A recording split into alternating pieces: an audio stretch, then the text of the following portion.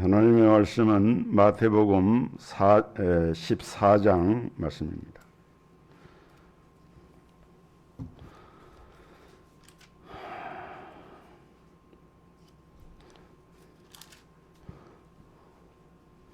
마태복음 14장 22절부터 33절 말씀까지 공독합니다.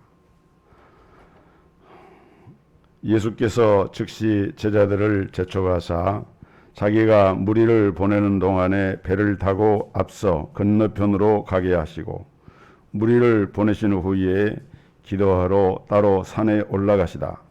저물매 거기 혼자 계시더니 배가 이미 육지에서 술이나 떠나서 바람이 거슬림으로 물결을 인하여 고난을 당하더라. 밤 사경에 예수께서 바다 위로 걸어서 제자들에게 오시니 제자들이 그 바다 위로 걸어오심을 보고 놀라 유령이라 하며 무서워하여 소리 지르거늘 예수께서 즉시 일러 가라사대 안심하라 내니 두려워 말라. 베드로가 대답하여 가로되 주여 만일 주시어든 나를 명하사 무리로 오라 하소서 한데 오라 하시니 베드로가 배에서 내려 무리로 걸어서 예수께로 가되 바람을 보고 무서워 빠져가는지라. 소리질러 가로되 주여 나를 구원하소서 하니 예수께서 즉시 손을 내밀어 저를 붙잡으시며 가라사대 믿음이 적은 자여 왜 의심하였느냐 하시고 배에 함께 오름에 바람이 그치는지라. 배에 있는 사람들이 예수께 절하며 가로되 진실로 하나님의 아들이로소이다 하더라. 아멘. 오늘 한계를 초월하는 하나님의 은혜, 이런 제목으로 함께 말씀의 은혜를 나누겠습니다. 우리 예수님께서 베세다 광야에서 물고기 5마리 보리떡 2개로 5,000명을 먹이시는 놀라운 이적을 행하셨습니다. 제가 성경에서 베세다가 어느 곳에 있는가 좀 찾아봤어요. 오늘 본문과 관계가 되기 때문에. 베세다는 갈릴리 바다의 북쪽 해안에서 북쪽으로 한 1.5km 정도 떨어져 있습니다. 원래 베세다라고 하는 말의 뜻이 어부의 집이라 하는 뜻이에요. 성경에서 베들레헴, 그 베세라고 하는 말이 집을 말하거든요. 베세다, 어부의 집.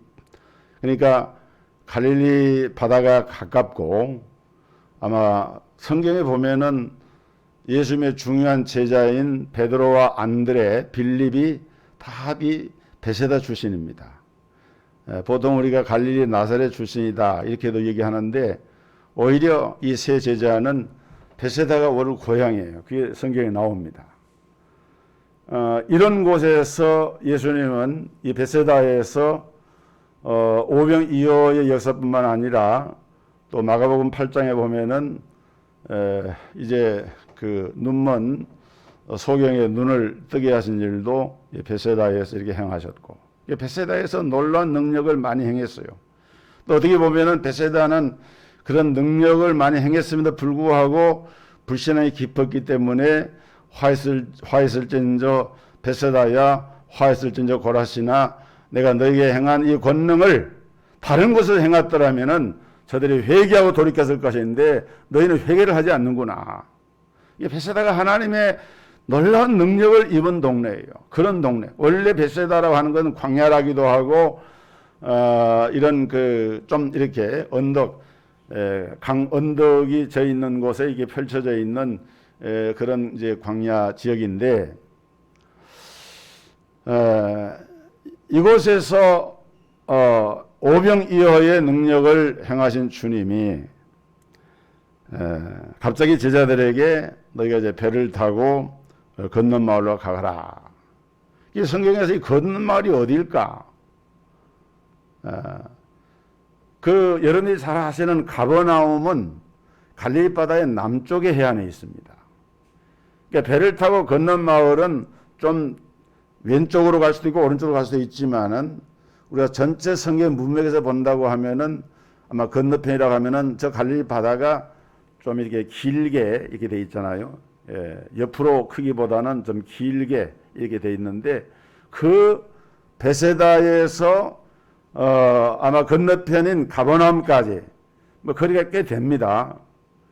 그러긴 하지만은 그렇게 큰 이게 뭐 말이 바다지 이게 사실은 내륙에 있는 호수죠. 갈릴리 호수죠.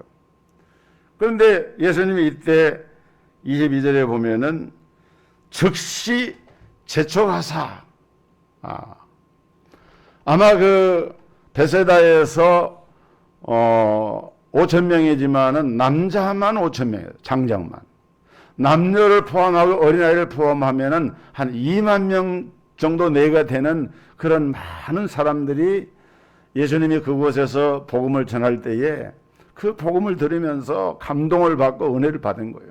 그런데 날이 저물었어요. 날이 저물매 성경에 나오거든요. 날이 저물었어요. 저물어서 이제 집으로 돌아가야 되는데 그 사람들 가운데는 가까이서 온 사람도 있겠지만은 상당히 먼 곳에서 온 사람도 있습니다. 예수님이 너무 치근하게 생각을 해서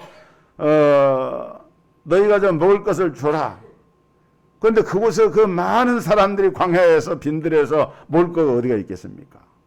그래서 이제 빌립이 안드레의 손을 통해서 어린아이에게 가져온 그 보리떡 5개, 물고기 2마리. 아마 이 아이도 그 점심을 준비해서 아마 가져온 것 같은데 말씀을 듣다가 점심 먹을 시간도 갖지 못했던 것 같아요. 그래서 이걸 가지고 예수님이 축사를 해가지고 나눠줘서 많은 사람들이 그 음식을 먹게 됩니다. 그래서 베세다 광야는 그야말로 이스라엘 백성들이 과거에 광야 생활할 때에 만나를 하나님 주신 양식으로 먹었던 것처럼 초자연적인 기적의 양식을 먹은 장소로 유명한 것이 바로 이 베세다였습니다.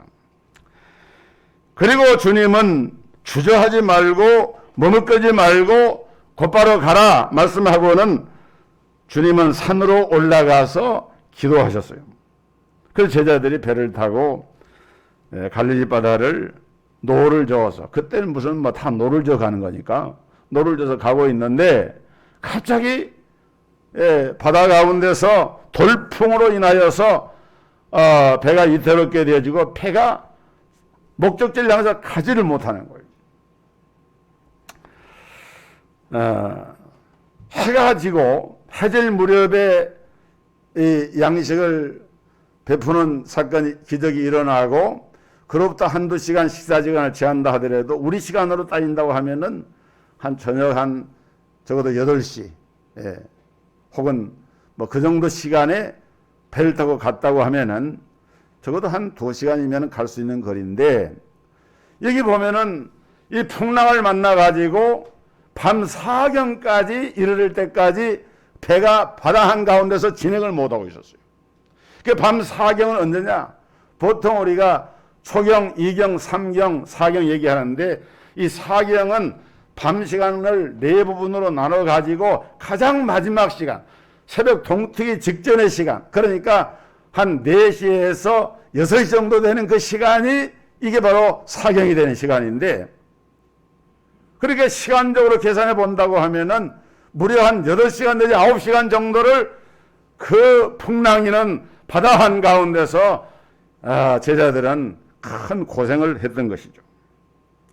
얼마나 시달리면서 힘이 들었겠습니까? 그때 사경쯤 되었을 때 산에서 기도하고 계시던 예수님이 바다 한가운데로 걸어오십니다. 그리고 주님이 배에 오르자 이 바람과 물결이 잔잔해졌고 제자들은 다시 살아나게 됩니다. 오늘 이 말씀이 우리에게 주시는 귀한 교훈이 있는데 이걸 제가 한번 같이 생각해 보려고 합니다. 첫째로 이 사건을 통해서 우리 하나님은 우리 인간이라고 하는 존재가 얼마나 제한을 가진 한계를 가지고 있는 존재인가 하는 것을 여실하게 보여주고 있는 거예요. 여러분, 우리 인간은 하나님의 지으신 피조물 가운데 가장 으뜸되는 만물의 영장으로서 하나님의 형상대로 지음을 받은 그런 존재지만은, 그러나 하나님이 지으신 또 다른 피조물인 대자연 앞에서 때로는 우리 인간의 존재는 너무 초라하고 제한적이고 한계가 있을 수밖에 없습니다. 더위나 추위나 바람이나 뭐 물결이나 이런 자연의 재해로부터 우리 인간이 그걸 이겨낼 수 있는 힘은 한계가 있습니다. 죄로 말미암아 타락한 우리 인간은 수많은 한계를 갖게 되었는데, 문제는 사람들이 그런 한계를 가지고 있음에도 불구하고 자신의 한계를 스스로 깨닫지를 못한다는 거예요. 마치 자기가 대단한 슈퍼맨이나 되는 것처럼 생각을 하면서 오만불선한 그런 태도를 가지고 있는데, 이것은 우리 인간이 하나님 앞에 가져야 할 태도가 결코 아니다. 그렇다면 우리가 구체적으로 어떤 한계를 우리 인간이 가지고 있느냐? 첫째는 시간의 제약이라고 하는 한계를 가지고 있어요. 사람은 누구나 다 하나님이 정하신 이 시간의 제약에서 벗어날 수가 없습니다. 하나님께서는 사람을 이 땅에 보내실 때 각 사람에게 저마다 무엇을 주셨느냐? 미션, 사명을 주셨는데, 이 사명이 끝이 나면은 사람은 하나님이 미련 없이 데리고 가십니다.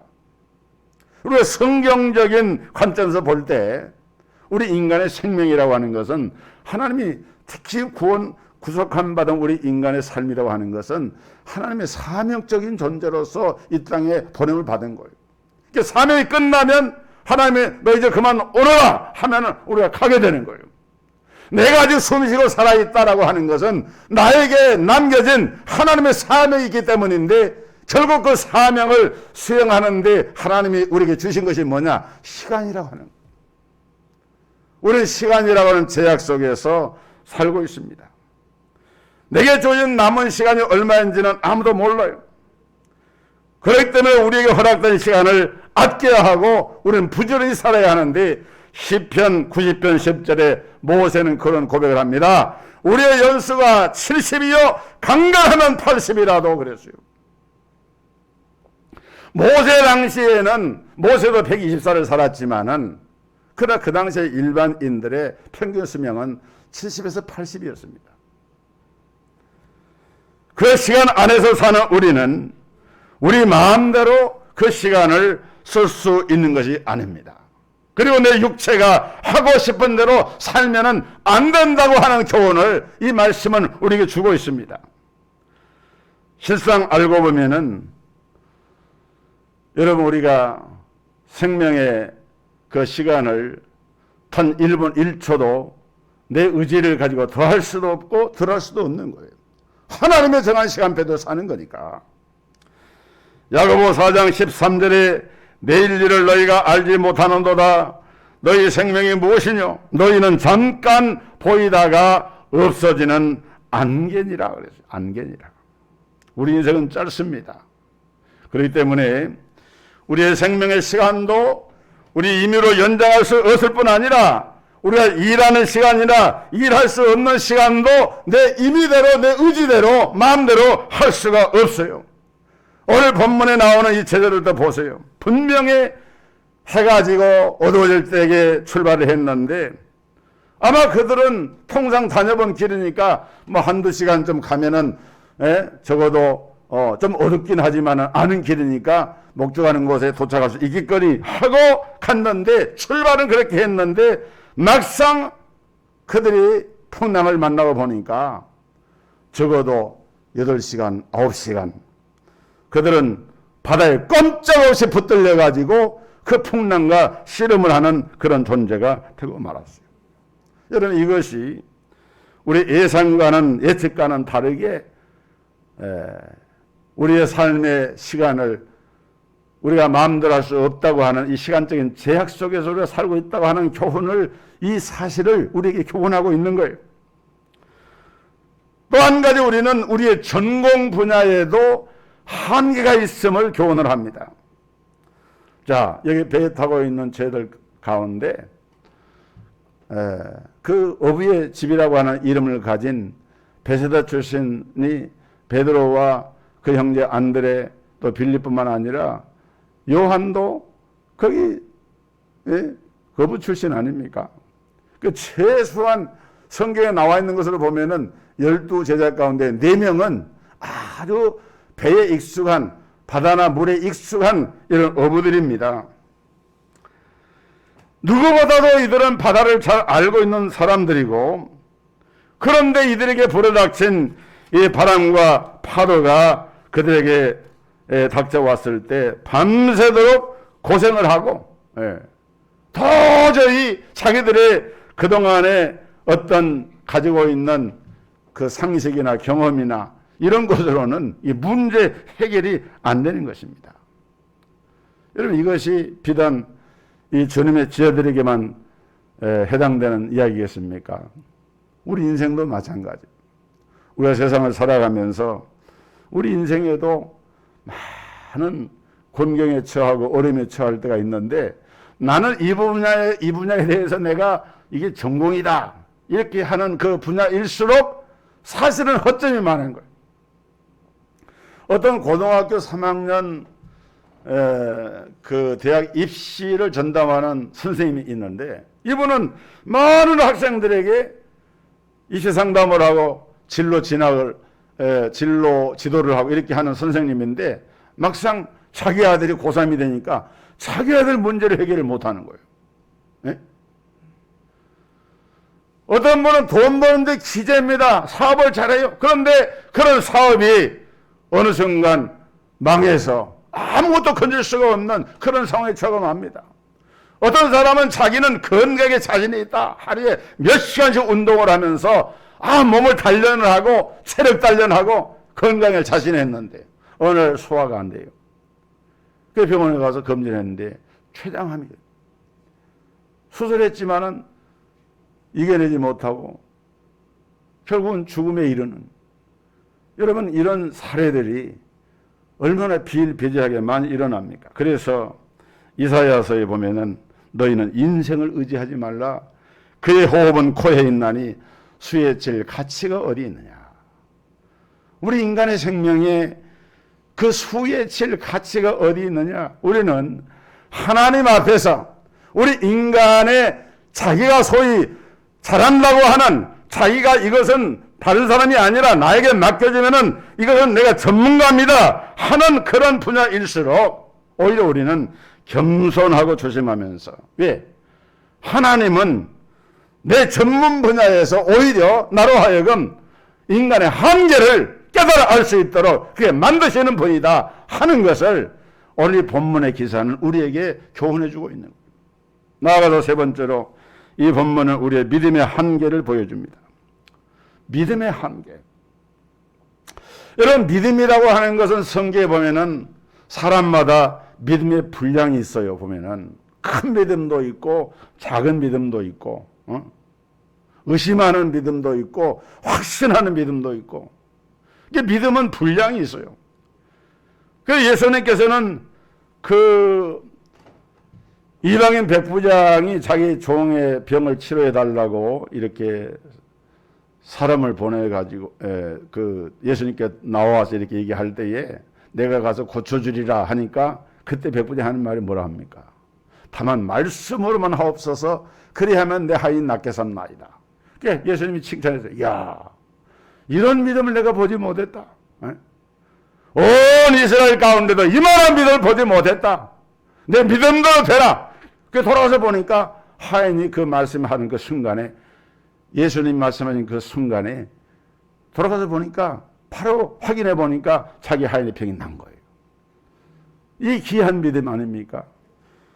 오늘 예수님은 성경에서 보면은 내 믿음대로 될지어다 이런 말씀을 여러 곳에서 말씀을 하고 있는데, 중요한 것은 오늘 우리는 우리의 믿음이라 하는 것이 수시로 한계를 드러내고 있다. 그래서 하나님은 하나님의 종들이나 성도들이나 믿음의 사람들에게도 종종 무슨 일을 하시느냐, 정말 그 사람의 믿음이 하나님 앞에 진짜 믿음인지 아니면은 가짜 믿음인지 시험하실 때가 있어요. 아브라함을 보세요. 창세기 22장에 보면은 이 아브라함을 시험하시려고 아브라함을 실제로 하나님이 시험을 하신 거예요. 내 독자 이삭을 저 모리아 산에 번제 제물로 드리라 이런 명령을 내실 때 그때 실제로 하나님은 아브라함의 믿음이 어떤 믿음인가 하는 걸 시험해 보신 거예요.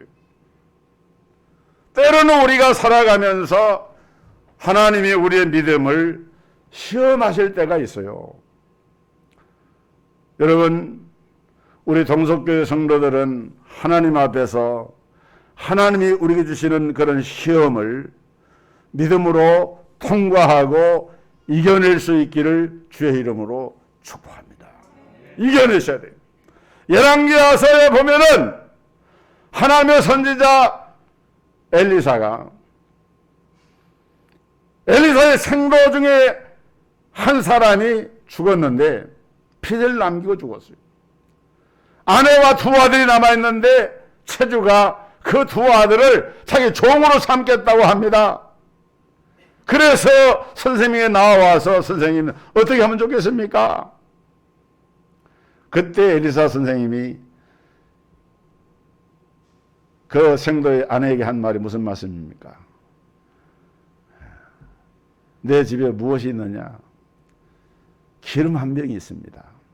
그래, 그러면 네가 동네에 들어가서 빈 것을 빌려라. 빈 것을 적게 빌리지 말고, 빈 것을 빌리되 조금 빌리지 말고, 너는 내 두 아들과 함께 들어가서 문을 닫고 그 모든 그릇에 기름을 부어서 타는 대로 옮겨 놓으라. 그래서 이제 아마 여인하고 아들들이 같이 동네를 다니면서 그릇을 빌렸겠죠. 얼마나 빌렸겠습니까? 성경에 나와 있지 않아요. 믿음대로 빌린 거예요. 그때 그 여인이 가진 믿음대로 그릇을 빌린 거예요. 이만하면 되겠다라고 하는 자기 믿음대로 빌린 거예요. 그래서 그 빌린 그릇을 밖에다 다 펼쳐놓고 한 병 있는 기름을 가지고 기름을 따르는데 여기 성경에 뭐라 그랬어요? 그릇이 다 참에 기름이 그쳤더라 그랬어요. 아마 그때 여인은 그런 생각했을 거예요. 아이고, 이럴 줄 알았더라면은 빈 것을 좀 더 많이 빌릴 텐데, 아마 그렇게 아쉬워했을지도 몰라요. 그런 말이 나오지는 않지만은 이건 무엇을 교훈하고 있느냐? 결국은 믿음의 문제다. 믿음의 분량의 문제다. 하나님의 살아계심을 믿고 하나님의 역사심을 믿는 믿음을 가지고 그것을 빌렸으면 됐을 텐데 그 믿음대로 받은 거예요. 오늘 본문에도 보면은 예수님이 무리로 걸어오시니까 복음서 다른 데 기록된 걸 보면은 유령이다 라고 하면서 그러는데 예수님이 말씀하시고 내니 두려워하지 마. 그 음성을 듣고 주여 주시오던 나를 명하사 나로 무리를 걷게 하소서. 그 주님이 말씀을 하니까 베드로는 성격이 아주 급한 사람이에요. 그러니까 그냥 예수님이라는 말씀을 듣고는 배에서 그냥 뛰어내린 거예요. 풍랑 배에서.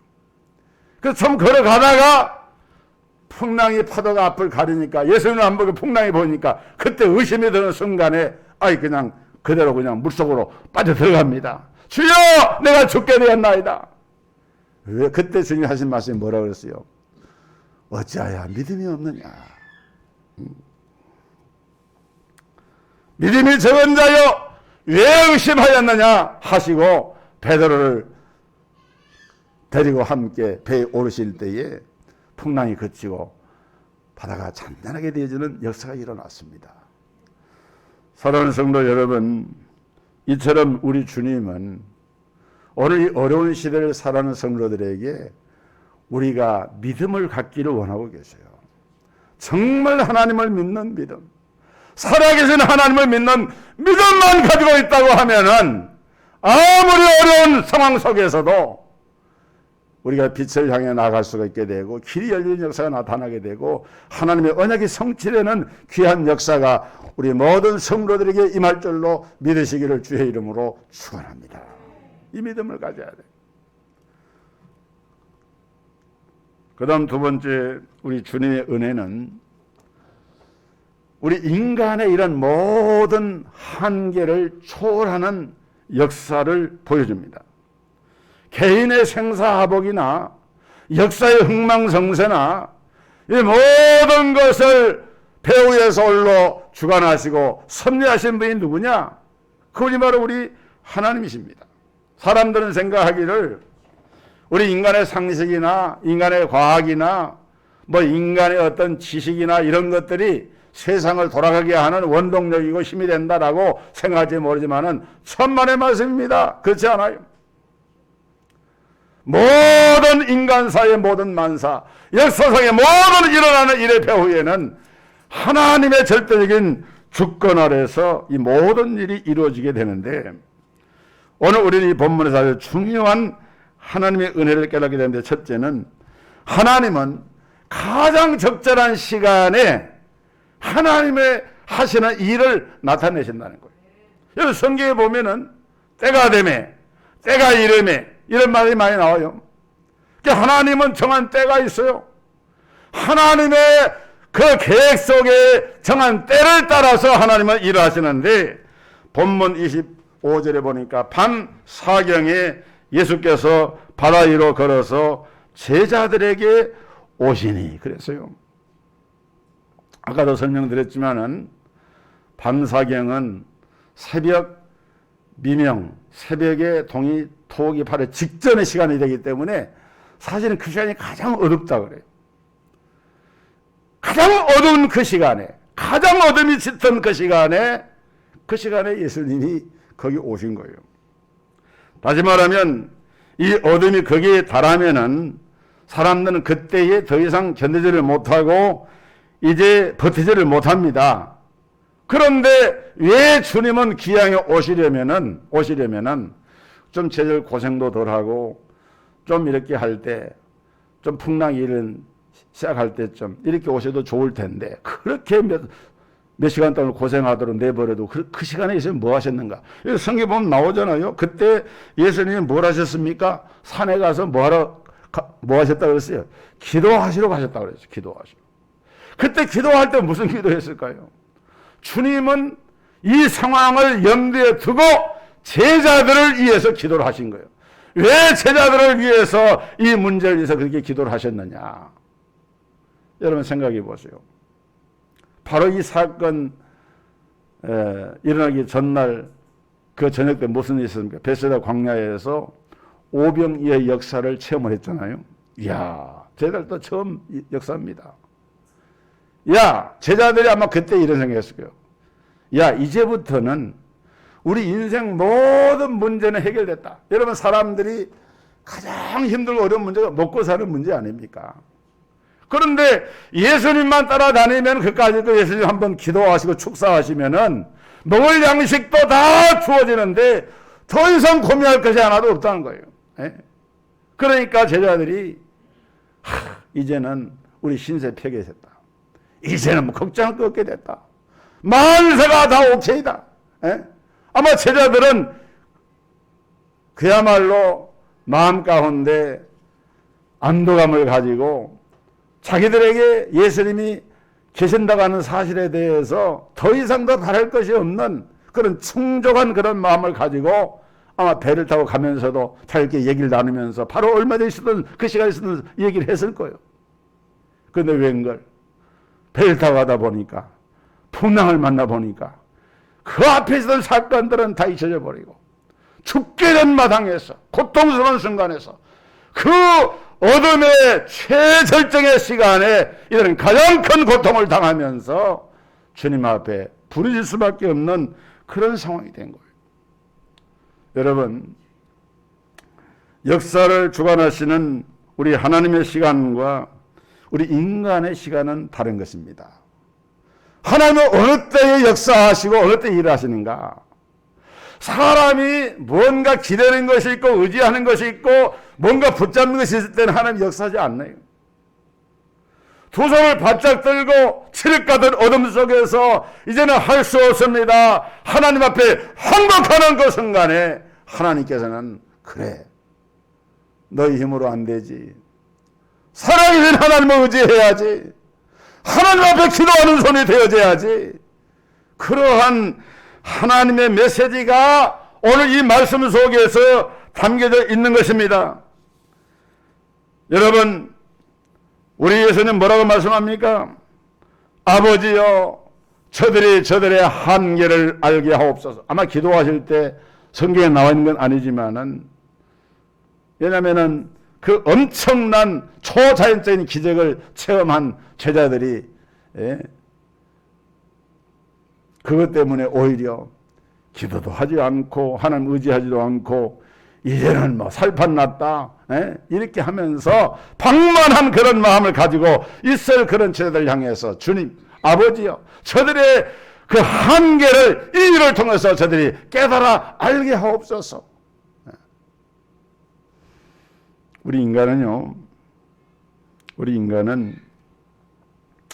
참 보면은 어렵고 힘들 때는 주님을 찾고 기도하고 부르짖지만은 조금만 그 이 길을 벗어나면은 마태, 마가, 누가복음에 내가복음이 막 나와요. 내가 뭘 해보겠다는 거예요. 그러나 그 순간에 실패를 합니다. 신명기 32장 11절에 마치 독수리가 자기의 보금자리를 어렵게 하며 자기의 새끼 위에 늪을 가리며 그의 날개를 펴서 새끼를 받으며 그의 날개 위에 그것을 얹은 것 같이 여호와께서 홀로 그를 인도하셨고 그와 함께한 다른 신이 없었도다. 여러분 우리의 과거를 지나온 삶을 가만히 한번 돌이켜보면은 여러분들 살아오면서 어려운 때가 많이 있었잖아요. 그럴 때마다 깨닫게 되는 것은 그때 하나님이 독수리 그 새끼를 어미가 날개 위에 품은 것처럼 날개에 달고 날개에 태우고 그 활공을 하는 것처럼 하나님이 그렇게 나를 붙드셨구나. 이것을 우리가 깨닫게 되지 않습니까? 지금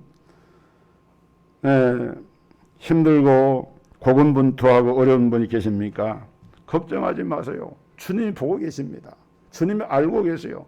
제자들이 고군분투하는 그 시간에도 주님은 그들을 위해서 기도하고 계셨고 그들의 형편을 알고 계셨고 그래서 결국은 이 일을 통해서 하나님이 어떤 은혜를 주셨느냐, 예수 그리스도가 하나님의 아들이심을 믿게 되었다 그랬어요. 여기 본문에 보면 그게 나와요. 예수께서 즉시 일러 가라사대 안심하니 내리 두려워 말라. 27절 이렇게 말씀했고 33절에 보니까 배에 있는 사람들이 예수께 절하며 가로되 진실로 당신은 하나님의 아들이로소이다. 배에 탄 사람들이 누굽니까? 제자들이죠. 진실로 당신은 하나님의 아들이로소이다.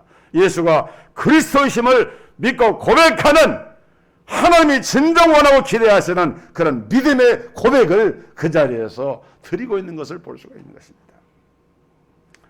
밤 사경은 오늘 우리에게도 찾아오는 시간입니다. 그 시간은 도저히 안 되겠다고 포기하는 시간입니다. 여러분 지금 이 순간이 여러분의 밤 사경일 수도 있어요. 그러나 끝까지 인내하시기를 주의 이름으로 축원합니다. 기다리시고 하나님의 역사하심을 믿음으로 바라보시고 그래서 우리에게 찾아오시는 우리 인간의 한계를 초월하여 역사하시는 주님의 권세와 능력이 우리 성도들에게 임하기를 주의 이름으로 축복합니다.